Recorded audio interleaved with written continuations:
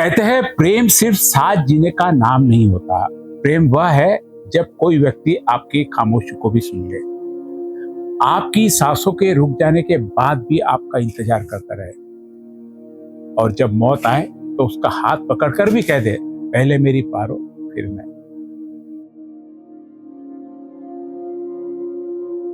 आज मैं आपको एक बड़े शहर की कहानी सुनाने जा रहा हूं। सत्य कहानी पर आधारित है, नाम में परिवर्तन है। एक बड़े और हंसते खेलते संस्कारी परिवार की एक ऐसी दास्तान सुनाने जा रहा हूं जिसे सुनने के बाद शायद आप अपनी मसरूफियत से चंद लम्हे चुरा कर अपने माता पिता को फोन कर दें, या अपने जीवन साथी का हाथ थोड़ी देर थाम कर बैठे। यह कहानी है देवराज और पार्वती की, उनके अपनों के बाबूजी और अम्मा की, और इस बेहद शोर भरी दुनिया में एक दूसरे के देवर पारों की। उस बड़े शहर के उस बड़े से मकान में संस्कारों की एक ऐसी खुशबू महकती थी जिसे देखकर पूरा शहर मिसाले देता था। इस घर का एक अटूट नियम था, एक ऐसा रूटीन जिसके बिना किसी की सुबह शुरू नहीं होती थी। वो थी सुबह की चाय। घर में 5-5 बहुएं थी, नौकर चाकर थे, लेकिन रसोई के उस सबसे खास हिस्से का अधिकार पारो ने आज भी अपने पास रखा था। सुबह ठीक 6 बजे 73 साल की पारो रसोई में पहुंच जाती है। वो कोई आधुनिक बर्तन नहीं, बल्कि पुराने जमाने के बड़े से पीतल के पतीले में, जहां चाव से पीतल का गंज कहा जाता था, उसमें जब वो अदरक और इलायची कूटकर चाय उबालती थी तो उसकी सौंधी खुशबू पूरे मकान में फैल जाती थी। आज भी कई बड़े सम्रांत घरों में पीतल के बर्तन में खाना पकाने और पीतल के भारी चमकदार थालियों में परोसने की जो रईसी शुद्धता और परंपरा है, उसे इस परिवार ने पूरी शिद्दत से जिंदा रखा था। घर के यही 5 बेटे, बहुए और पोते पोतियां सब डाइनिंग टेबल पर आकर बैठ जाते। पारो अपने हाथों से सबको उस पीतल के गंज से खोलती हुई चाय छान कर देती थी। घर वाले अक्सर कहते थे, माँ के हाथ की इस चाय में कोई जादू है। इसे पीते ही जैसे पूरे शरीर में नई ऊर्जा, एक नई एनर्जी आ जाती है। दिन भर की थकान मानो उस एक कप की चाय से छूमंतर हो जाती थी। और रात का खाने का नियम भी उतना ही पक्का था। चाहे कोई भी कितना व्यस्त क्यों न हो, घर का हर सदस्य रात का खाना एक साथ बैठकर एक ही मेज पर खाते थे, और उसी पारंपरिक पीतल की भारी थालियों में। 5 बहुएं रोज अपने हाथों से रसोई संभालती थी। कोई चूल्हा संभालती, कोई रोटियां बेलती, तो कोई परोसने का काम करती। जब बेटे, पोते और नन्हे बच्चे खा चुके होते, तब 5 बहुएं एक साथ बैठकर सुकून से खाना। मर्यादा, आदर और अपनत्व उस घर की दीवारों में रचे बसे थे। डाइनिंग टेबल के मुख्य कोनों पर बैठते थे 80 साल के बाबूजी देवराज और उनकी 73 साल की पारो। जब वो अपने इस भरे पूरे संस्कारी कुनबे को हंसते खिलखिलाते देखते तो उनका सीना गर्व से चौड़ा हो जाता था। देव अक्सर पारो का हाथ हौले से दबाकर आंखों में कहते, देखा पारो, हमारी तपस्या सफल हो गई। अपनी इस पारिवारिक एकता पर मुझे नाज है। पुराने जमाने का दौर था जब शादियां जल्दी हो जाया करती थी। पति पत्नी की उम्र में एक लंबा फासला होता था। ठीक वैसे ही जैसे जब 53 साल पहले पारो का ब्याह कर इस घर में आई थी, तब महज 20 साल की एक शर्मीली सी लड़की थी, और देव उस समय 7 साल बड़े 27 साल के एक जिम्मेदार युवा। उम्र का यह खूबसूरत फासला वक्त के साथ और भी गहरे और परिपक्व प्रेम में बदल गया था।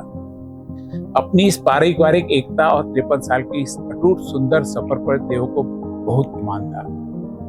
उम्र भले ही 80 के आसपास पहुंच रही हो, लेकिन बच्चों के साथ जब दोनों दादा दादी बैठते थे तो उनका जोश और अल्लड़पन युवाओं को भी मात दे देता था। कई बार तो शाम को आंगन में खेलते वक्त 5 साल के गोलू जो स्कूल जा रहा है और 10 साल की पिंकी जिद पर 80 साल के देवराज खुद जमीन पर घुटनों पर बैठकर घोड़ा बन जाते थे, और पारो पास बैठी ताली बजाकर हंसती थी। पूरा घर ठहाकों से गूंज उठता। ऐसा था वो स्वर्ग जैसा आंगन। लेकिन कोई नहीं जानता था कि किस्मत के क्रूर हाथों ने इस हंसते खेलते स्वर्ग के लिए कुछ और ही लिखा था। फिर आई दिवाली की वो सबसे बड़ी रात, दिवाली की रात। चारों तरफ दियों की कतारें सजी थी। रंगोली के रंग बिखरे थे, बच्चे आंगन में फुलझड़ियां जला रहे थे। हर तरफ उत्सव का शोर था। इसी शोर और उजाले के बीच एक बहुत गहरा अंधेरा चुपचाप इस परिवार का रास्ता देख रहा था। आंगन के एक कोने में 5 साल का छोटा नासमझ गोलू एक जलता हुआ पटाखा देखने के लिए तेजी से आगे बढ़ता है। उसे यह अंदाजा नहीं था कि सामने कितना बड़ा खतरा है। 73 साल की उम्र, लेकिन पोते के बच्चे को खतरे में देखकर दादी के भीतर की ममता और तड़प जाग उठी। उन्होंने बिना एक पल गंवाए कांपते हुए पैरों को एक जोरदार दौड़ लगा दी। उन्होंने गोलू को तो अपनी तरफ खींचकर पीछे ढकेल दिया, उसे सुरक्षित बचा लिया, लेकिन खुद अपना संतुलन खो बैठी। दादी का पैर जमीन पर फिसला और सीधे पक्के फर्श पर जा गिरी। एक जोरदार आवाज हुई, उनका सर सीधा पत्थर के मुंडेर से जा टकराया। आंगन के ठहाके और खुशियां एक पल में चीख पुकार में बदल गए। देवराज पागलों की तरह चिल्लाए, पारो! सब दौड़कर आए। दादी बेहोश, सिर पर खून बह रहा था। इसी अफरा तफरी के बीच माहौल में एक ऐसी कड़वाहट उगली जिसने देवराज के उस गर्व को, उस पारिवारिक एकता के गुमान को एक ही झटके में तोड़कर रख दिया। गोलू की माँ, जो अपने बच्चे के डर से बौखला गई थी, उसने आपा खो दिया। उसने बेहोश पड़ी दादी को देखते हुए बेहद कड़े और कड़वे शब्दों में कहा, क्या जरूरत थी इस बुढ़ापे में इस तरह दौड़ने की? खुद तो संभला नहीं जाता, बच्चे को भी चोट लग जाती आज आपकी वजह से। वह बहू जिसे रोज आदर से खाना परोसती थी, उसके मुंह से निकले जहरीले एहसान फरामोश शब्द हवा में तैर गए। बेहोश पड़ी दादी तो कुछ ना सुन सकी, लेकिन पास ही घुटनों के बल बैठे 80 साल के देवराज ने अपनी पत्नी के हिस्से का तीखा अपमान चुपचाप पी लिया। उन्हें अपनी आंखों के सामने अपना वो संस्कारी परिवार बिखरता हुआ दिखने लगा। बिना वक्त गवाए देवराज और उनका परिवार उन्हें अस्पताल ले भागा। आपातकालीन वार्ड का वो भारी दरवाजा बंद हो गया। घंटों चले इलाज के बाद जब डॉक्टर बाहर आए तो उन्होंने देवराज के कांपते कंधों पर हाथ रखकर कहा, सिर की चोट बहुत गहरी है, अंदर ब्लीडिंग ज्यादा हो चुका है, she on into a coma. अब सब कुछ ऊपर वाले के हाथ है। कोमा यानी एक ऐसी बीमारी जिसका जागना किसी के हाथ में नहीं था। और बस उसी रात के बाद उस बड़े और 5 बेटों वाले भरे परिवार की असलियत परत दर परत सामने आने लगी। वो बहू बेटे शुरुआत में अस्पताल के चक्कर काटते थे, धीरे धीरे वक्त की मार, व्यापार और अपनी जिम्मेदारियों के बहाने पीछे हटने लगे। जिस एकता पर देव को नाज था, वो वक्त की आंधी में बिखर गई। लोग कम आने लगे और फिर कम और कम। लेकिन इस मुश्किल वक्त में भी देवराज का एक अटूट नियम था। उन्होंने घर पर खाना हमेशा के लिए छोड़ दिया। वो सिर्फ और सिर्फ हॉस्पिटल में पारों के साथ बैठकर ही खाते थे। शुरुआत में बहुएं खुद टिफिन लेकर अस्पताल आती थी और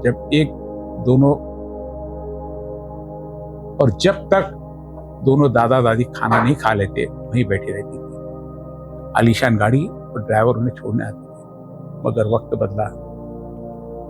क्या वो बहुओं का प्यार और वो टिफिन हमेशा रहा? और कैसे एक बड़ी गाड़ी में चलने वाला 80 साल के बुजुर्ग ऑटो, टैक्सी और अस्पताल के बेसवार कैंटीन के खाने तक आ गया? और आखिर 2 साल बाद कमरा नंबर 307 में ऐसा क्या हुआ जिसने मेडिकल साइंस के डॉक्टरों को भी कपा दिया? जानेंगे इस कहानी के अगले और आखिरी भाग में। देखना मत भूलिए कमरा नंबर 307 भाग 2।